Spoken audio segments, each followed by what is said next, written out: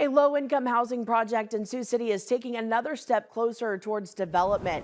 Tuesday afternoon at the Sioux City Planning and Zoning meeting that was just earlier today, the commission voted to approve the rezoning of property on Cook Park, as well as vacating the old Lamb Arts Theater.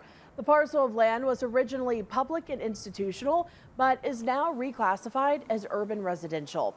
The developer, Commonwealth, is proposing low-income housing for 42 units total. 12 units would be inside the old Lamb Arts Theater building, while 30 units would be in an additional building. To begin construction, the developer needs to apply for a low-income housing tax credit. Applications are due by February 19th. The project now goes to Sioux City City Council on Monday, February 3rd.